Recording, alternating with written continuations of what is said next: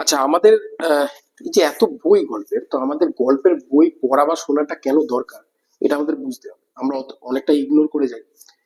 তো গল্পের বই পড়লে কি হয়, নিজের একটা জগৎ তৈরি হয়। এবং আমাদের যখন শুনি তখন মনে হয় যে আমরা যখন গল্পটার মধ্যে ঢুকে যাই, তখন যেন মনে হয় যে এগুলো যদি আমাদের জীবনে হতো এরকম ভাবে, তাহলে কেমন হতো। সিনেমাতে আমরা দেখতে পাচ্ছি, কিন্তু বইতে আমরা নিজেদের মতো করে কল্পনা করতে পারছি, ক্যারেক্টারটাকে সাজাতে পারছি। ঠিক আছে, যারা ডিরেক্টররা সিনেমাতে সাজাচ্ছে, আমরা কিন্তু ওভাবে সাজাচ্ছি না, আমরা কিন্তু এমন করে সাজাচ্ছি এটা আমাদের মতো করে।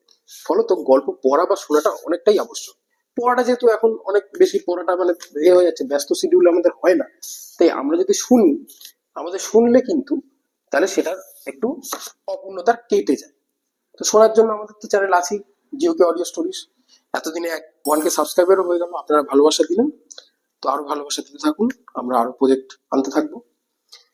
শুনতে থাকুন জিওকে অডিও স্টোরিজ, গল্প কথা কাহিনী।